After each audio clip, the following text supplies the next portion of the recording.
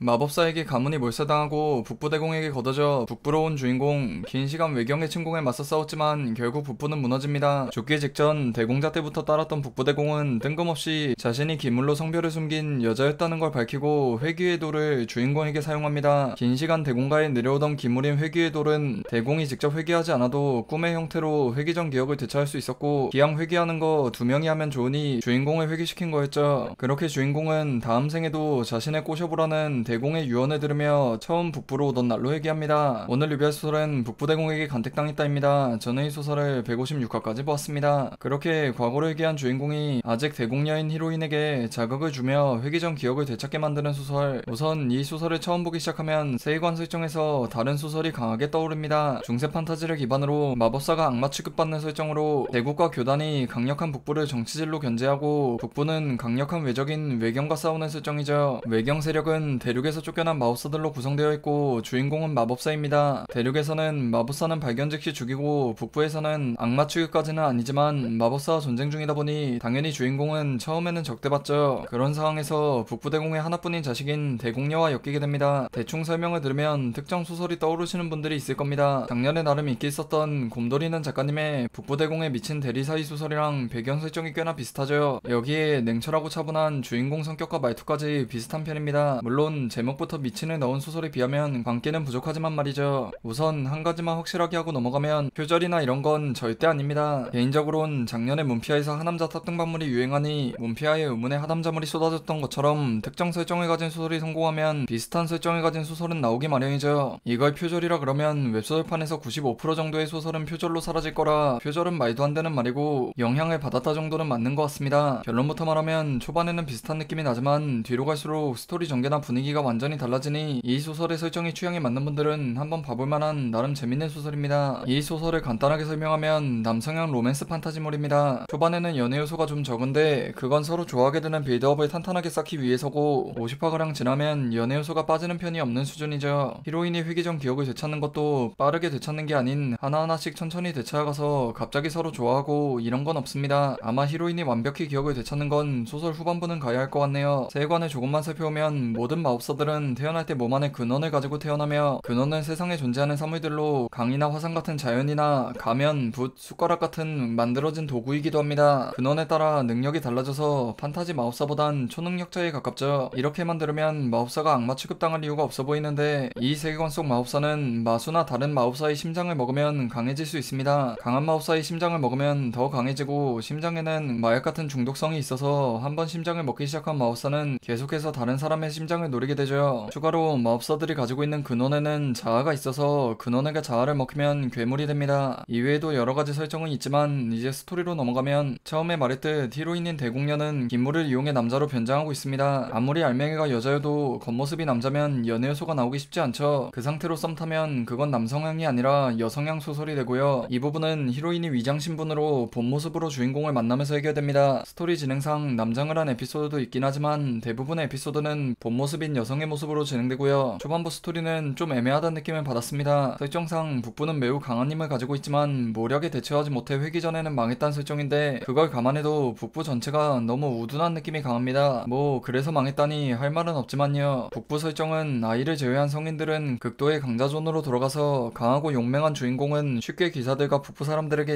인정받는데 아군 조연들 지능이 좀 많이 아쉬운 느낌이 있죠. 그래서 주인공이 더 쉽게 활약하고 주인공에게 의존하게 되고요. 이어지는 스토리도 양판소는 아니지만 특별하다 말하긴 힘든 무난한 전개가 이어져서 그냥 별 기대 안 하고 봤는데 뒤로 갈수록 의외로 스토리가 꽤나 좋습니다. 우선 떡밥들이 상당히 좋죠. 대공이 주인공을 북부로 데려온 이유, 회귀 전 강력했던 대공이 실종된 이유, 교단의 성녀의 정체, 극단적인 능력주의 사이라 딱히 여자라고 페널티가 있는 것도 아닌데 북부 대공이 딸을 남장시킨 이유 등등 수많은 떡밥들이 있고 전부 회수만 한다면 수작이라고 말해도 될 법한 탄탄한 스토리라인이 있습니다. 물론 아직 떡밥 회수가 안 되어서 잘 회수되어야 하지만요. 메인 스토리도 나중에 교단과 엮이는 파트가 꽤나 좋죠. 처음 지나가듯 하는 설명에서는 판타지에 흔한 타락하고 쓰레기면서 꼰대 집단인 전형적인 타락한 종교 집단으로 묘사하지만 나중에 나오는 등장인물들을 보면 어떨 때는 쓰레기 같지만 어떨 때는 평범하게 삶을 살아가는 사람 같고 또 어떤 면에서는 광신자이면서 다른 면은 평범한 사람으로 입체적이고 깊이 있게 잘 쓰죠. 전투신도 초반에 비하면 나중에 훨씬 재미있고 최신화까지 본 결과 연애 요소의 비중이 높은 남성향 로맨스 판타지 마법사물에 관심 있다면 한번 봐볼만 볼만한 소리였습니다. 초반에는 연애 요소도 적고 특색도 없어서 아쉽긴 하지만 뒤로 갈수록 스토리도 탄탄해지고 밝혀지는 세계관도 좋습니다. 제가 보기에는 북부대공에게 간택당했다의 평점은 세계관 3점, 스토리 전개 2.5점, 주인공의 지능 3점, 악당 조연들의 지능 2.5점, 연애 요소 매우 많음, 소설의 분위기 발그입니다. 리뷰 총평은 회기물, 남성향 로판물, 마법사물을 좋아하시는 분들은 한번 봐올만한 소리였습니다.